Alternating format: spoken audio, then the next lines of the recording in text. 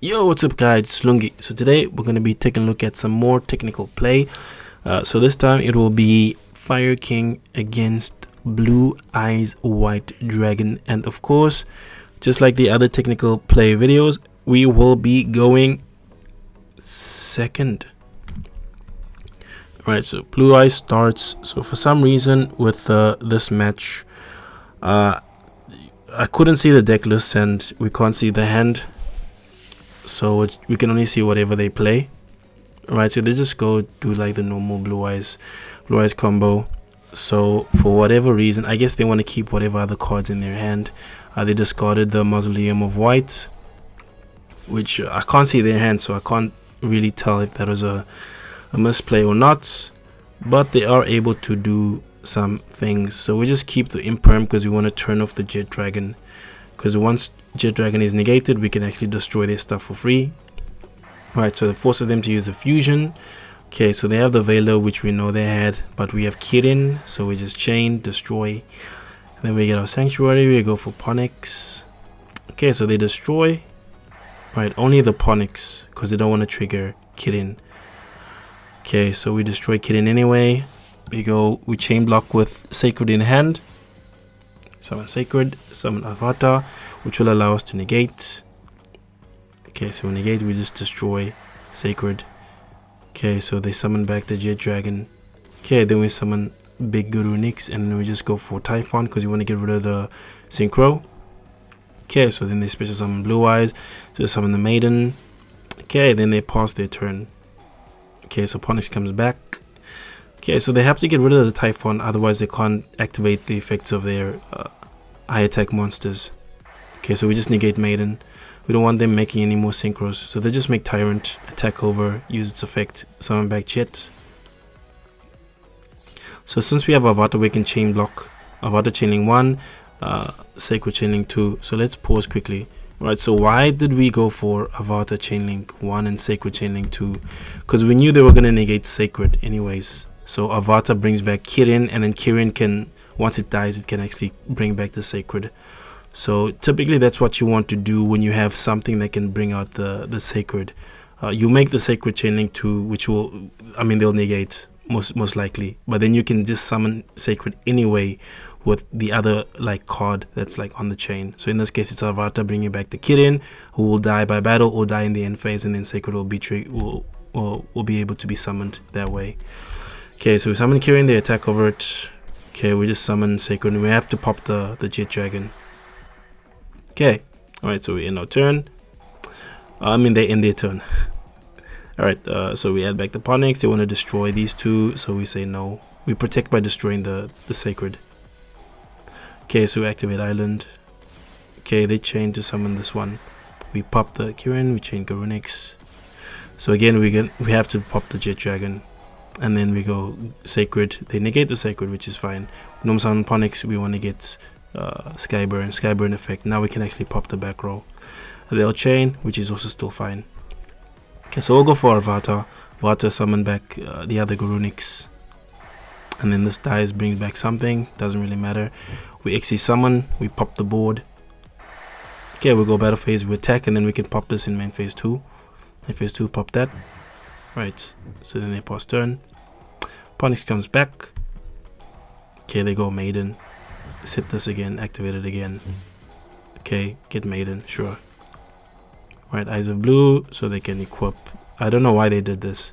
Blue Eyes players, please tell me why they did that. Okay, they go for the XCs to negate everything. So they attack over. Obviously it's a graveyard effect, so it triggers summon back Sacred and summon back Kirin.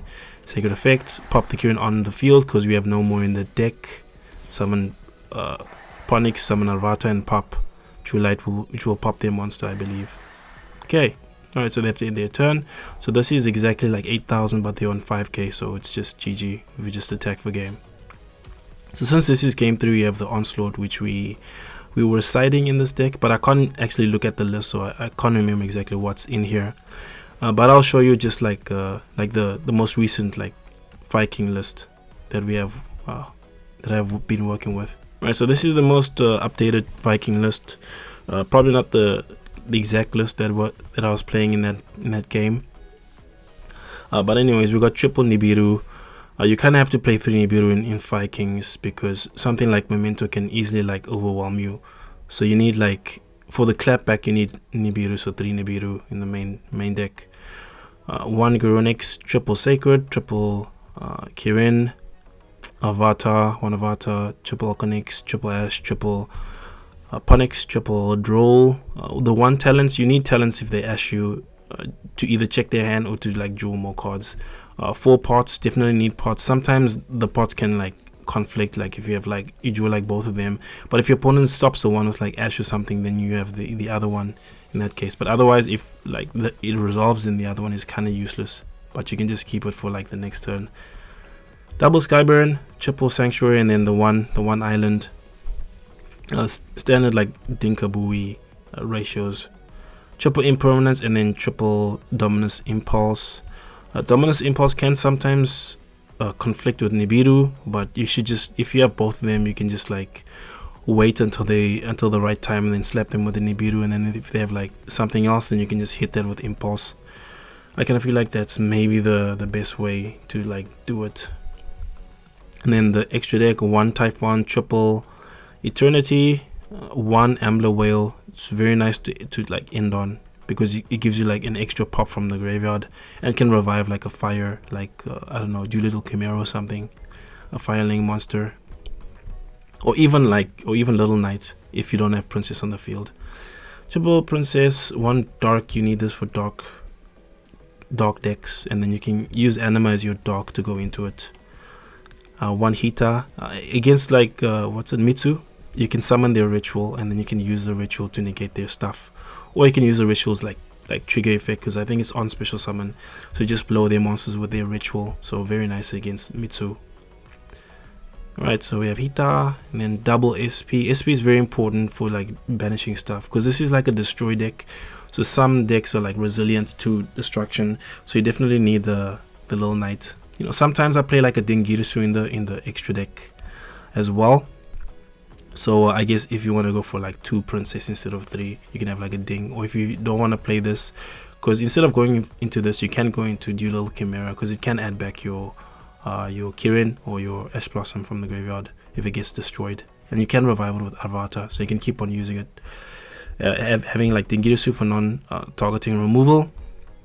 Okay, Doolittle Chimera for adding cards back, and also for like OTKs, because it pumps all your fires by 500. Almirage to turn like Droll or something into a fire monster, and then Anima to suck up monsters that are above it. And then side deck triple Lancia just makes the Malice matchup much easier, but generally you don't actually have an issue with Malice. Triple Kurikara, double Lightning Storm. So Kurikara is very interesting. You need this card against, like, if you go second against like Memento, you need like 1 card that's really like strong into boards. So Kurikara is very nice. It's a fire, so you can actually destroy it, and if it gets destroyed, it'll trigger like, you know, Sacred and Ponyx. So Kurikara is very good. Also, Kurikara can steal like their boss monsters from their graveyard. So I've been testing it. It's been very nice, you know, sacking like the entire field with Kurikara. And then Harpies, and then 1 Onslaught. So typically going second, I just take 1 of these out. So I take 1 of these out, and then I'll put in an Onslaught, because if you go second and you have like multiples of these, it's very bad. So I've been testing out that, and it's been working out pretty well. And then triple D Barrier. Yeah, you just need like a turn skip against a lot of decks.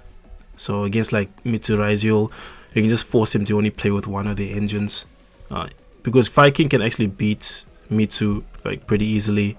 It can definitely beat Rizio like very easily, but them together, it's kind of an issue. So you just force him to play like 1. Anti-spell Fragrance, great for going first. And then Skill Drain is nice, because you can turn it off whenever you want because of, you know, Kirin, and you can dodge it, you know, thanks to Kirin and like Skyburn. So Skill Drain doesn't hurt you that much. You won't play it against Blue Eyes, because Blue Eyes can easily summon monsters with like higher attack than your monsters, and you wouldn't use it against like any variant of like Mitsu. But something like Malice and other like random decks, you can just put in like Skill Drain, and that'll be fine. and you need anti-spell to just, because people like to side in like Lightning Storm against this deck.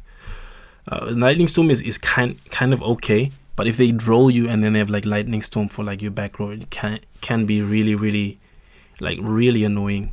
Which is why I like having this as like a turn skip. If they Lightning Storm you, it's like, okay, whatever, D-barrier, now you can't summon your stuff from the extra deck. So yeah, and that is it for the current variation of Fire Kings. Anyways, thanks for watching. Please leave a like, comment, subscribe, and I'll see you next time. Peace.